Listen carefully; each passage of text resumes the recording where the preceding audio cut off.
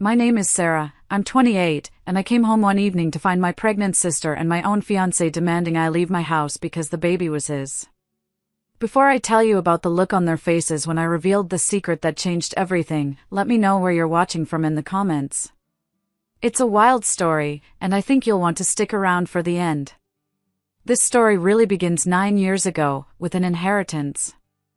It wasn't a vast fortune, just the house my grandparents had lived in for 50 years. They were the kindest, most stable people in my life, and when they passed away within months of each other, it felt like my world had lost its anchor. They left me their house, a solid, 4-bedroom home on 3 acres of land that had seen better days. To me, it wasn't just a property, it was the last piece of them I had left. It was a palace of memories. The house had good bones, but it needed a tremendous amount of work. I was 19, working my way through community college, but I made a promise to them, and to myself, that I would bring it back to life. For the next 9 years, that house became my life's work. Every spare dollar from my salary, every weekend, every holiday was poured into its restoration. I learned how to patch drywall from YouTube videos, my arms aching and covered in white dust. I learned how to lay tile in the bathroom, spending an entire weekend on my knees, meticulously placing each piece. I tore out the overgrown, thorny bushes in the front yard and learned, through trial and a lot of error, how to cultivate a garden. I remember the first year a single, perfect rose bloomed on a bush I had nurtured back from near death. I actually cried. This house wasn't just wood and nails, it was my sanctuary, my college fund in physical form, my sweat equity, my pride. It was me.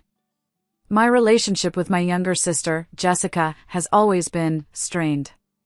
She's 4 years younger, and for as long as I can remember, she has been the sun around which our family orbits. I have photo albums filled with proof. Jessica at her dance recital, Jessica with her soccer trophy, Jessica beaming in a tiara on her sweet 16. I'm usually in the background, a blurry figure on the edge of the frame, just happy to be included. Our parents never meant to be cruel, I don't think. They just saw 2 different daughters. Jessica was the fragile, sparkling one who needed constant praise and protection. I was the responsible, capable one who could take care of herself. When she got an A, it was a cause for a celebration dinner. When I got a promotion at work, my mother would say, "That's nice, dear," before her voice would light up, "Oh, you'll never guess what Jessica did today." This lifelong dynamic forged a sense of entitlement in Jessica that was both awe-inspiring and terrifying. She moved through life with the serene confidence of someone who has never been told no, who believes that what she wants, she deserves. And for the most part, the world seemed to agree with her. 6 months ago, her charmed world apparently hit a speed bump. My fiancé, Mark, the man I'd been with for 3 years, approached me with that serious, furrowed brow look he got when he was about to ask for something. "Jessica's going through a really hard time," he'd said, his voice soft and reasonable. "She broke up with that guy, Alex, and she lost her job. She's really struggling, Sarah. She needs a place to land for a little while. She's your family." I hesitated. Every instinct I had screamed a resounding no. I remembered all the times I'd bailed her out of trouble, paid a bill she'd forgotten, or lent her money she never paid back. I called my best friend, Claire, later that day. Her reaction was immediate. "Are you insane?" she'd said. "You're letting the viper into your nest. Don't do it, Sarah. You're finally happy. She'll ruin it." But then I looked at Mark. He seemed so earnest. He was a good man, or so I believed. His defining characteristic was his desire to keep the peace, to smooth over any conflict. And he was right about one thing: Jessica was my sister. You help family when they're down. That's what good people do. That's what my grandparents would have done. Okay, I sighed, silencing the warning bells in my head. She can stay in the guest room. But just temporarily. Until she gets back on her feet. That was my first mistake. A catastrophic, life-altering mistake. The first few weeks were deceptively calm, the quiet before a hurricane. Jessica was on her best behavior, mostly staying in her room, full of sad sighs and dramatic pronouncements about her terrible luck. I felt a pang of sympathy. Maybe Claire was wrong. Maybe she had finally grown up. Then, the campaign began. It was subtle at first. I came home from a long day at work to find my living room furniture, which I had painstakingly arranged for optimal light and comfort, completely rearranged. My cozy reading chair was shoved in a dark corner. "It just had better feng shui this way, don't you think?" she'd said, not asking, but informing me as she filed her nails on my couch. My couch. A few days later, I opened the fridge to make a salad and found that all the fresh, organic vegetables I'd bought at the farmer's market were gone. In their place were tubs of ice cream, frozen pizzas, and sugary sodas. "Oh, sorry," she chirped without a hint of apology.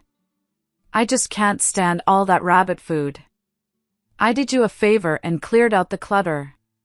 She was an invasive species, slowly but surely choking out my life and replacing it with her own. My favorite coffee mug, a simple ceramic one I'd had since my first apartment, vanished.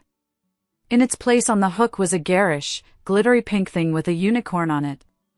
When I asked where my mug was, she'd shrugged. "I think it got chipped. I threw it out. This one's way cuter, anyway."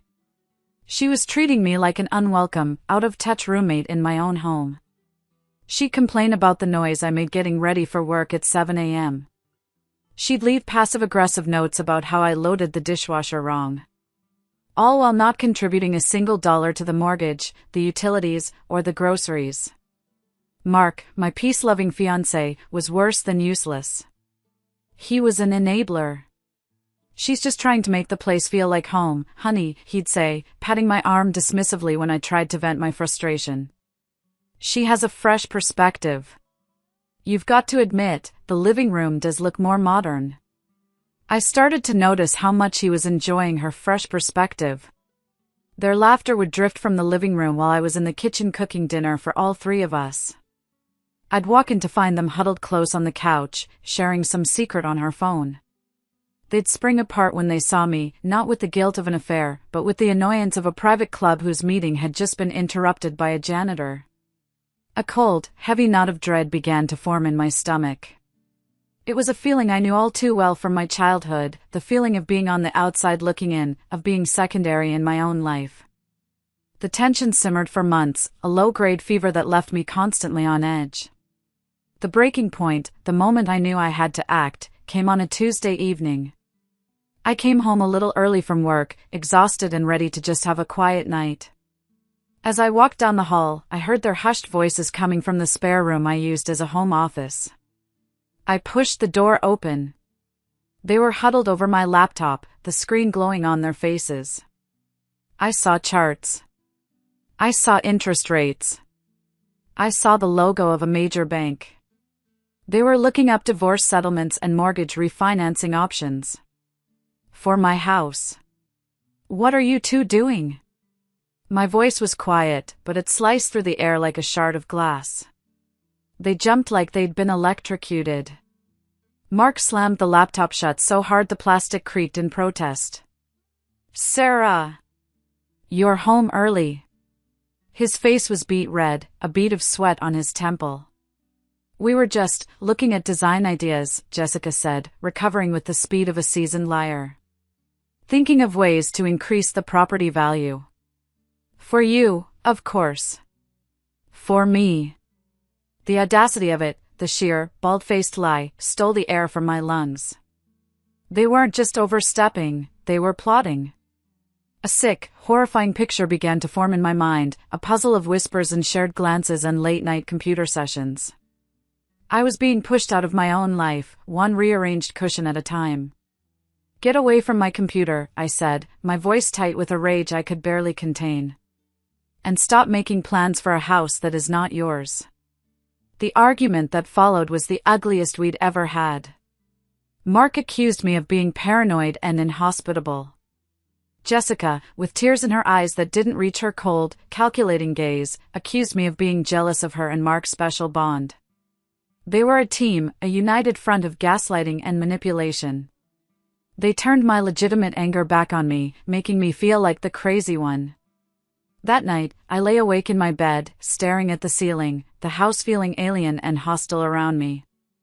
I knew then, with absolute certainty, that it had to end. I would talk to Mark the next day, alone. I would give him an ultimatum. It was either Jessica or me. I never got the chance. They made their move first. The very next evening, I walked through the front door into an ambush. It was staged. Mark and Jessica were sitting side by side on the couch, their hands clasped together in their laps. There was an air of grave ceremony about it, like a king and queen about to deliver a royal proclamation to a lowly subject. "Sarah, we need to have a family meeting," Mark said, his voice heavy with false solemnity. I stood there, my work bag digging into my shoulder, and just looked at them. Jessica had a small, triumphant smirk playing on her lips. She placed a hand protectively, almost performatively, over her stomach. "I'm pregnant," she announced, her eyes locked on mine, gleaming with victory. "And Mark's the father." The words didn't just hang in the air, they detonated. The floor seemed to drop out from under me. It was a physical sensation, a violent lurch in my gut so intense I had to grip the back of a chair to stay upright. My hearing went fuzzy, a high-pitched ringing that drowned out everything but the frantic thumping of my own heart. I looked at Mark, the man whose proposal I had accepted, the man whose children I had imagined having. He wouldn't meet my eyes. He was staring at a spot on the wall just over my shoulder, his jaw clenched so tight a muscle jumped. Before I could form a single word, before my brain could even begin to process the dual layers of this monstrous betrayal, Jessica continued, her voice dripping with a cloying, false sympathy. "So, obviously, with the baby coming, we're going to need more space. A proper nursery. We'll need your master bedroom. We thought you could move into the smaller guest room, but honestly," she paused, for dramatic effect, "it's probably best if you just find your own place." Find my own place. My own place. The words echoed in the roaring silence of my mind. They weren't just telling me about their affair. They were evicting me. From the house my grandparents left me. From the home I had built with my own two hands. Mark finally spoke, his voice still directed at the wall, as if addressing a ghost. "We've already found a great little studio apartment for you downtown, Sarah. It's all settled. We even paid the deposit for the first month's rent. You can be moved out by this weekend." The sheer, unmitigated, breathtaking gall of it was what finally broke through the paralyzing shock. They hadn't just betrayed me, they had meticulously planned my disposal. They had discussed my future, made executive decisions about my life, and spent money on my next residence, all without my knowledge or consent. I wasn't a person to them. I was an obstacle to be managed, a piece of inconvenient furniture to be moved out of the way. Jessica, mistaking my stunned, horrified silence for surrender, stood up with a sigh of theatrical magnanimity. "I'll help you start packing," she said, her voice bright and condescending, as if she were doing me the world's biggest favor. She started walking towards my bedroom, my master bedroom, with the clear intention of boxing up my life and my identity. And that's when something inside me snapped. It wasn't a loud, dramatic snap. It was a quiet, cold, and definitive fracture. The hurt, the shock, the nausea, it all receded, replaced by an icy, crystalline calm. In that moment of absolute clarity, I thought of my grandparents. I thought of the promise I'd made to them, to cherish this home, to fill it with life and love. I thought of every splinter under my fingernails, every drop of sweat that had fallen on these floors. And then I looked at my sister. She was reaching for the doorknob to my room. She stopped. She must have seen the change in my expression, the storm gathering behind my eyes. To cover her hesitation, she turned and walked over to my bookshelf. She picked up a small, wooden music box, its varnish worn smooth with age. My grandmother had given it to me on my 10th birthday.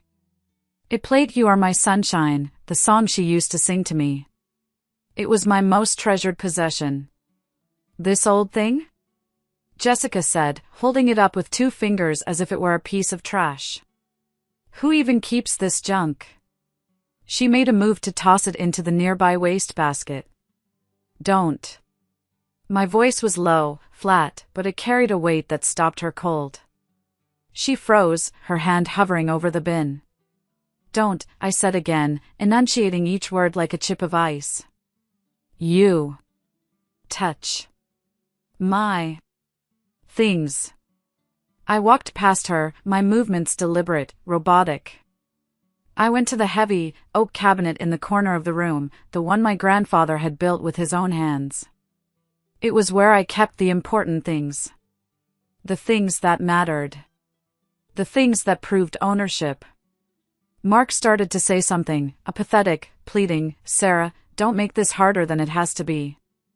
I tuned him out. My fingers, surprisingly steady, found the cool brass handle of the bottom drawer. I pulled it open. Inside, nestled among old photo albums and letters, was a thick, legal-sized folder. I took it out and walked back to the coffee table. I didn't slam it down. I placed it. The sound was soft, but in the tense, charged atmosphere of the room, it echoed like a gavel. Jessica scoffed, trying to regain control. What's that? Your diary? Are you going to write about how mean we are? No, I said, not looking at her. My eyes were fixed on Mark. Mark, you told Jessica that you and I co-owned this house, didn't you? That you had a financial stake in it. That you were an investor. Mark's face went from flushed to a pasty, sickly white. He finally looked at me, and for the first time, I saw raw, undiluted fear in his eyes. He started to stammer, "Well, I helped with groceries, and—" "Silence," I said. The word was not a request. He fell silent. I opened the folder. Inside, pristine and protected in a heavy plastic sleeve, was the deed to the house. I slid it out and laid it flat on the table, smoothing its crisp edges with my hand. The paper was thick, official, embossed with the county seal. My name was there, typed in clear, black ink. Sarah N. Miller. And below it, in the space for a second owner, there was nothing. Just an empty, damning line. "There's a funny thing about this house, Jessica," I said, my voice as calm and level as a frozen lake. "It's part of the inheritance I received from my grandparents. Every single cent that went into the down payment, every single mortgage payment for the past 9 years, every single property tax bill, has come directly from my bank account. From my salary. From my hard work." I finally lifted my eyes from the document to meet hers. Her smug, triumphant smile was gone, frozen on her face like a grotesque mask of disbelief. "Mark has never contributed a single penny to this property," I continued, my voice gaining strength with every word of truth. "His name isn't on the mortgage. It's not on the insurance. And it sure as hell," I tapped the deed with my index finger, the sound sharp and definitive in the silent room, "is not on this. This house is mine," I declared, my voice ringing with a power I never knew I possessed. "Mine alone. And you too," my gaze swept over both of them, 2 traitors sitting on my couch, in my house, our guests. "And your visit is officially over." The silence that followed was the most profoundly satisfying sound I have ever heard. It was a dense, heavy silence, filled with the sound of their arrogant, selfish world shattering into a million pieces. Jessica's face, which had been alight with triumph just moments before, crumpled. The color drained from it, leaving behind a pasty, mottled white. Her mouth opened and closed, but no sound came out. She looked like a fish on a dock, gasping for air, for a reality that no longer existed. Mark looked like he'd been physically struck. He was staring at the deed as if it were a venomous snake, his hands trembling in his lap. The man who, mere minutes ago, was calmly explaining how he'd found me a new apartment, was now utterly, completely broken. Jessica, true to form, recovered first. Her shock morphed into a familiar, ugly rage, the last defense of the entitled when their world doesn't bend to their will. This is just a technicality, she shrieked, her voice cracking with hysteria. A piece of paper. It doesn't matter. I'm pregnant. We're a family. We need this space more than you do. You can't just throw us out into the street. Oh, I can, I said, my voice still dangerously quiet. And I will. I reached back into the folder. I had been so shaken by their mortgage browsing stunt that I had spent my lunch break that day on a legal website. You see, I had a feeling things were heading in a bad direction. I spoke to a lawyer last month, just to understand my options. This was a small lie, but a necessary one. The word lawyer hung in the air, heavy and sharp with consequence. This, I said, pulling out 2 more documents I had printed and filled out, is a formal, 30-day notice to vacate for both of you. I placed one in front of Mark and one in front of Jessica, like a dealer laying down the final, losing cards in a game they didn't even know they were playing. And Jessica, I added, looking directly at my sister, the cold fury now a precise, surgical instrument. Since you seem to believe this is all just business, let's treat it that way. You've been living here, consuming my resources, for 6 months. The market rate for a room in a house this size, in this neighborhood, is approximately $2,500 a month. That comes to a total of $15,000. I have records of every utility bill, every grocery receipt. I expect a check. Otherwise, my lawyer will be in touch about filing a lawsuit for back rent and damages. The threat of a lawsuit, of being held financially accountable, was the final, devastating blow. Jessica stared at the paper in front of her, her face a mask of pure, unadulterated disbelief and fury. The idea of having to pay for something she believed she was entitled to for free was so foreign to her, it literally broke her brain. Mark finally found his voice, a weak, reedy, pathetic thing. Sarah, please. Don't do this. We can talk about this. We can fix this. The time for talking is over, Mark, I said, standing up, feeling taller than I ever had in my life. You have 30 days. I suggest you start packing. I picked up my grandmother's music box, its worn with a comforting weight in my hand, and walked into my bedroom, closing and locking the door behind me. I didn't cry. I didn't scream. I just sat on my bed, in the silent, humming aftermath of the explosion I had detonated, and for the first time in a very, very long time, I felt the ground solid and unshakable beneath my feet. The next 2 weeks were a strange, tense limbo, a cold war fought in the hallways of my own home. Jessica refused to speak to me, communicating only through slammed doors and insults muttered just loud enough for me to hear. She treated me with a venomous contempt, as if I were the one who had wronged her. Mark tried a different, more pathetic tactic. He would leave little notes on my door, "I'm so sorry, please talk to me," as if a few scribbled words could undo the chasm of his betrayal. He would try to catch me in the hallway, his face a pathetic mask of remorse. But I saw it for what it was. He wasn't sorry for the betrayal. He was sorry he got caught. He was sorry his comfortable, subsidized life was imploding. One evening, about a week before the 30-day notice was up, he cornered me in the kitchen as I was making a cup of tea. He looked terrible. His eyes were bloodshot, his clothes were rumpled, and he looked like he hadn't slept in days. He wasn't there to apologize, not really. He was there to negotiate. "Sarah, look, I know I messed up," he started, his voice a low, pleading whine. "I know I did. But this is all Jessica's fault. You know how she is. She gets these ideas in her head, she's so manipulative, she twisted everything around." He was actually trying to blame her, to paint himself as her hapless victim. The cowardice was stunning. "We don't have to go to court. We can work this out. Maybe you can just let us stay until the baby is born, just to have some stability for the custody arrangements." I just looked at him, my face a blank mask.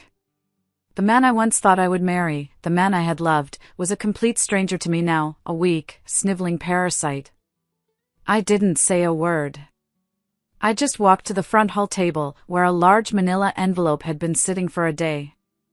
I picked it up and handed it to him. "What's this?" he asked, his voice wary. "It's a copy of the eviction filing," I said, my voice devoid of all emotion. "My lawyer filed it with the court this morning. The sheriff will be here to escort you both off my property in 7 days if you're not gone. Now, if you'll excuse me." I walked around him, leaving him standing there in the dim light of the kitchen, holding the legal proof of his spectacular failure in his trembling hands. The final twist, the one that even I, in my wildest imaginings, didn't see coming, wasn't delivered by me. It was delivered by science. The day after my kitchen confrontation with Mark, he and Jessica had a screaming match that rattled the windows. I was in my room with the door locked, but I could hear every venomous word. I heard phrases like "you lied to me," and "how could you be so stupid," and something about a rich ex-boyfriend. The next morning, Mark was gone. He'd packed a single bag and vanished. Jessica stayed, sullen and silent, clearly believing she could still wait me out, that her pregnancy was an invincible shield. A week later, just 2 days before the eviction deadline, my friend Claire came over, a bottle of wine in one hand and her phone in the other, her face a mask of absolute, gleeful shock. "You are not going to believe this," she said, shoving the phone in my face. "You need to read this. Now." It was an anonymous post on a local community forum, a site where people aired their grievances.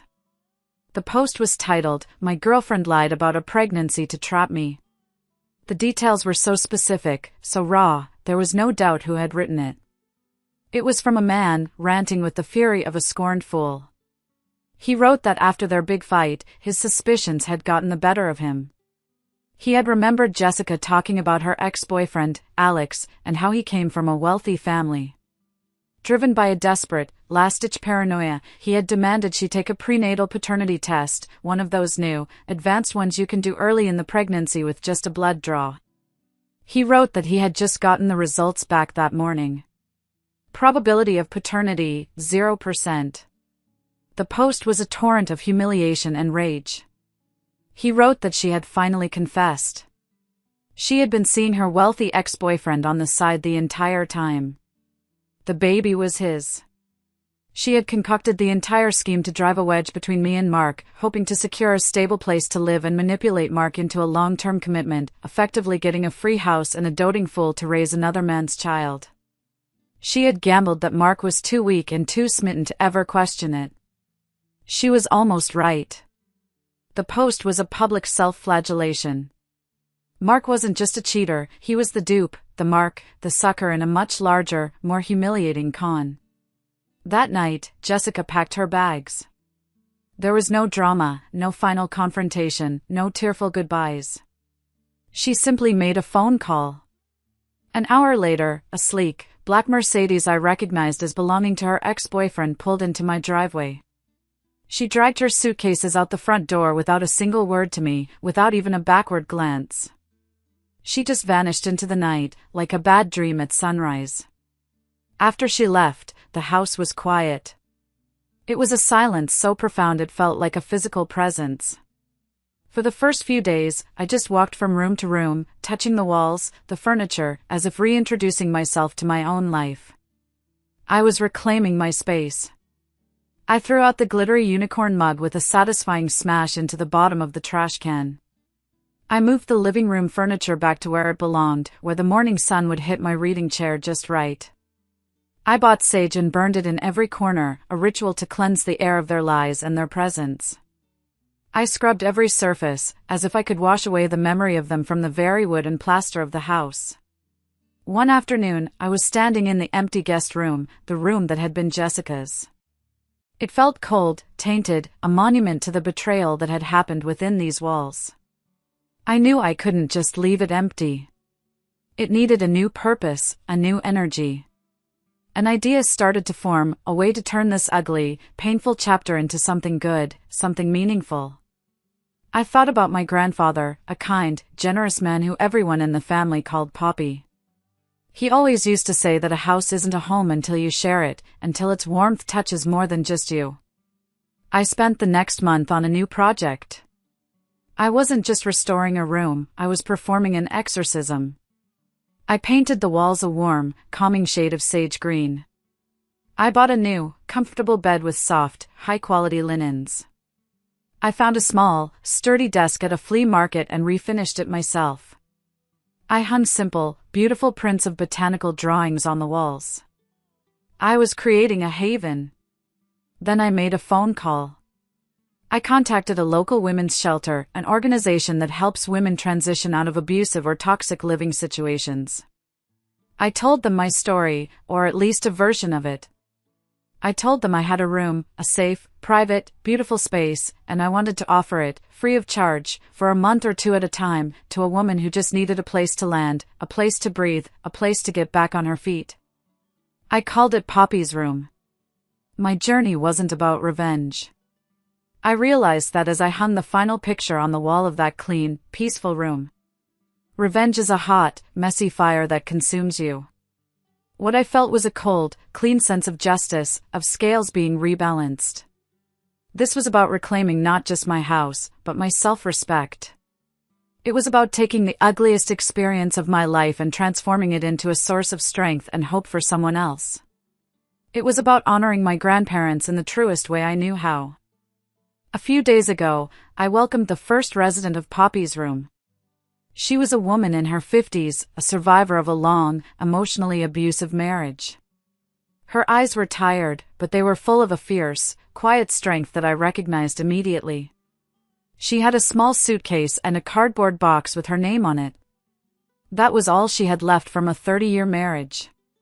As I handed her the key to the room, a simple, shiny brass key, she looked at me, her eyes welling up with tears.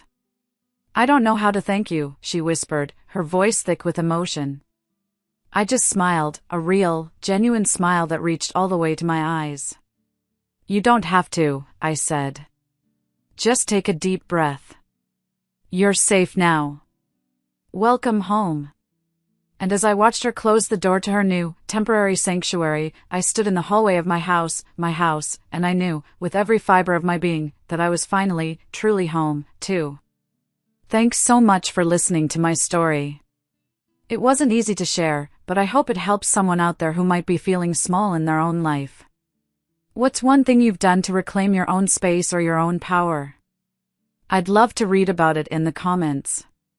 And if you found any value in this, please consider liking this video and subscribing for more stories. It really does help.